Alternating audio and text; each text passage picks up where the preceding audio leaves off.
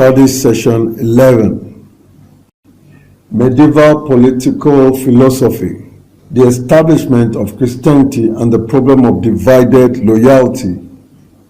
Introduction. In this study session, you will learn the overview of medieval philosophical outlook.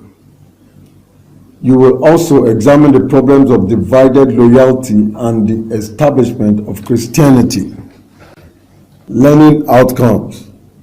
When you have studied this session, you should be able to 1. Describe the philosophical outlook of the medieval period. 2. Discuss the growth of religious interest and the rise of Christianity. 3. Analyze the problem of divided loyalty generated by the rise of Christianity. 11.1. The philosophical outlook of the medieval state. The medieval society was produced by a similar circumstance with its preceding periods, the Hellenistic and Roman societies. This is because Hellenistic, Roman, and medieval societies were products of the fall of the preceding principality. Hellenistic world arose from the fall of the city-states. Roman world arose from the fall of the Hellenistic states, while medieval world emerged from the fall of Roman Empire. Similarly, Hellenistic, Roman, and medieval societies shared some philosophical currents in common. Put differently, some strands of philosophies which began in the ancient societies of Greek, Hellenistic, and Roman periods survived through Roman and medieval societies. Some of these ideas included the idea of natural law, which was a part of the ideas developed in the pre-Socratic Greek society and was re-echoed vehemently by the Stoics in the Hellenistic society in the form of worldwide state and universal law. Through Cicero and other Roman Stoics, this idea penetrated and was preserved in the Roman moral and political philosophies and embedded in the philosophical apparatus of the Roman law. Medieval society inherited this idea in the form of reason and rationalism, heightened in the Enlightenment of the 17th and 18th centuries, until the challenge and attack against it by the Romantic thinkers of the 18th and 19th centuries. The major difference between the ancient societies and the medieval society was that the former was purely pagan and the monarch performed both political and religious functions. In this way, religion was an instrument of social control in the hands of the state.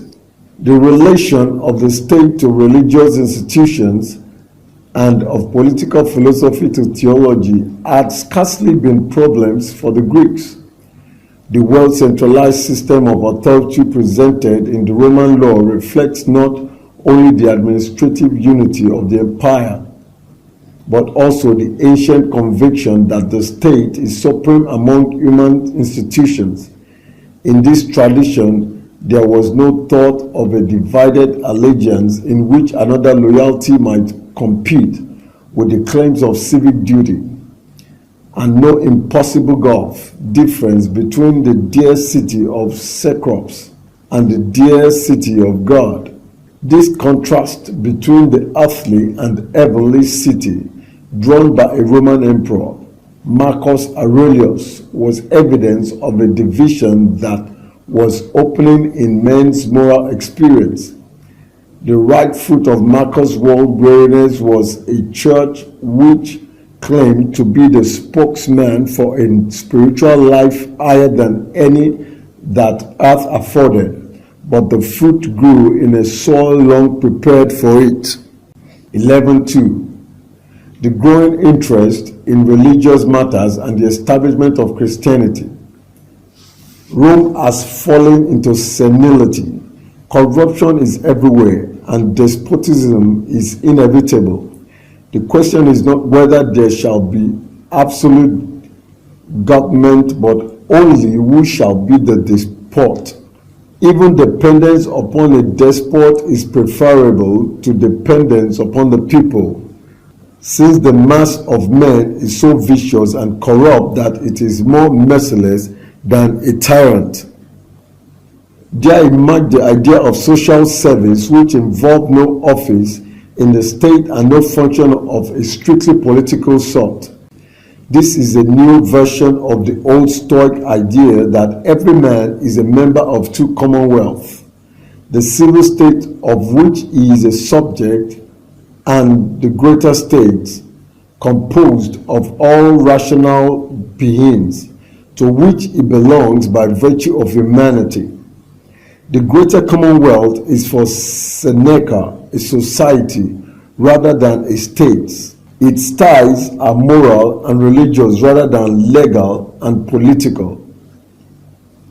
Accordingly, the wise and good man renders a service to humanity even though he has no political power. The growing need for spiritual consolation gave to religion an ever higher place in men's regard and set it ever more apart from secular interests as the only means of contact with higher range of realities. The essential secular unity of life in the classical age was breaking down, and religion was achieving more and more an independent footing beside or even above the life of the state.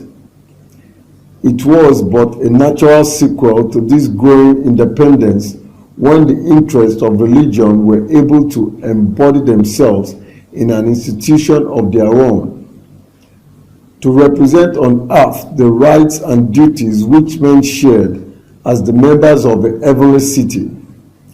The rise of the Christian Church as a distinct institution entitled to govern the spiritual concerns of mankind in independence of the state may not unreasonably be described as the most revolutionary event in the history of Western Europe. In respect both to politics and to political philosophy, the interest that went to the making of Christians was religious, and Christianity was a doctrine of salvation, not a philosophy of a political theory. Thus, Christians, no less than Stoics, could believe in the law of nature, the providential government of the world, the obligation of the law, and sight of God. St. Paul writes to the Galatians 3:28, rejection for the church differences of race or social position. 11:3, divided loyalty. The obligation of Christians to respect constituted authority had been deeply embedded in Christianity even by its founder. When the Pharisees had attempted to entrap Jesus into opposition to the power of Rome, he had uttered the memorable word, render therefore unto Caesar the things which are Caesar's, and unto God the things that are God's. Matthew 22:21, Mark 12:17, Luke 20:2. St. Paul, in his letter to the Romans, had written the most influential political pronouncement in the New Testament. Let every soul be subject unto the higher powers, for there is no power but of God. The powers that be are ordained of God. Whosoever therefore resisted the power resisted the ordinance of God, and that resist shall receive to themselves damnation. For rulers are not terrors to good works, but to the evil. Romans 13:1-7, 1 Peter 2:13-17. Some historians suppose that this passage and others similar to it were written to combat a state of disobedience and anarchy existing in the early Christian communities. The words of St. Paul became accepted Christian doctrine, and the obligations of civic obedience became an admitted Christian virtue which no responsible leader of the church denied. St. Paul and other writers in the New Testament stressed the view that obedience is a duty imposed by God and this fact gives to the Christian teaching a different emphasis from the Roman constitutional theory, stressed by the lawyers that the ruler's authority is derived from the people.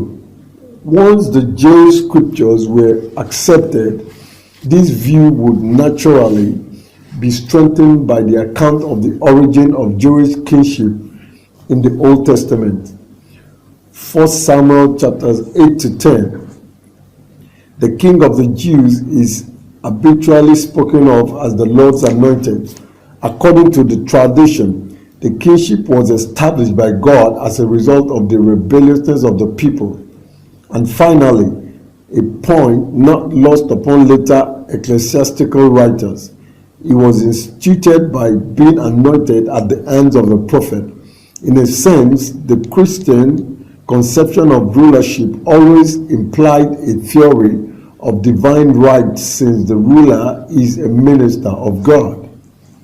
Respect for lawful authority then was a duty which no Christian denied, yet it was a fact of utmost importance that the Christian was inevitably bound to a twofold duty, such as had been quite unknown to the ethics of pagan antiquity. He must not only render unto Caesar the things that are Caesar's, but also to God the things that are God's. And if the two came into conflict, there could be no doubt that he must obey God rather than man. Thus, Christianity contained an idea incompatible with the Roman virtue of unlimited obligation to the state.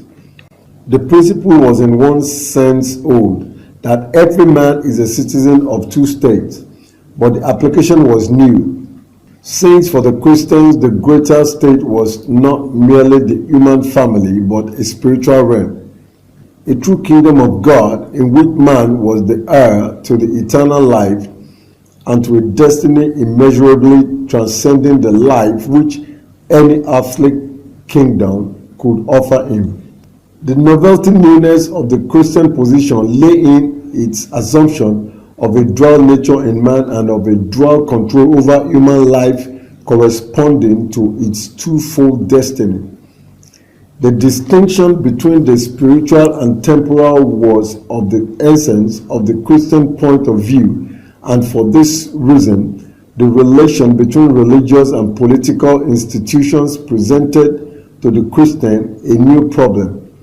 For the pagan, the highest duties of morality and religion met at once in the state, symbolically in the person of the emperor, who was at once the supreme civil authority and a divinity.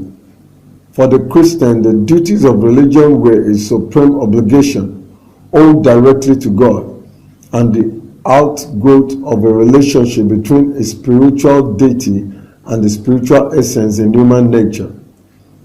For this reason, Christianity raised a problem which the ancient world had never known, the problem of church and state, and implied a diversity in the ancient idea of citizenship.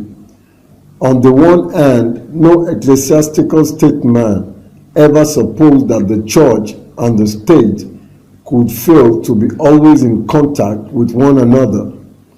Just as soul and body were constantly joined in human life, though they were of different essence, the independence of the church and the state was assumed to include the mutual helpfulness of the two, both being divinely appointed agencies for government of human life in this world and world hereafter. The support which the discipline of the church could give to the state was the real reason for its legal establishment by Emperor Constantine. On the other hand, the duty of the Christian prince to nourish and protect the church was equally undoubted, and this could not fail to include maintaining the purity of its doctrine. The Christian position implied two classes of duties, spiritual and secular, which might on occasion come into apparent opposition, but which could be ultimately irreconcilable. And similarly, it implied two institutional organizations which remained distinct, though it needed and in all normal cases received the support and aid of the other. The possibilities of conflict and ambiguity in such a conception are apparent. Nothing is easier, therefore, than to show that church and state were not really independent. Since in the periods of its establishment, the church must depend largely upon the emperor's support, while at a later date its greatest power might threaten the autonomy of secular authority.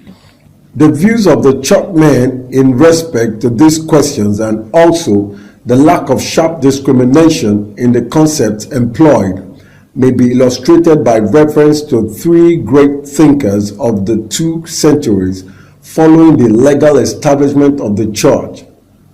St. Ambrose of Milan in the second half of the 4th century, St. Augustine in the beginning of the 5th, and St. Gregory in the second half of the 6th.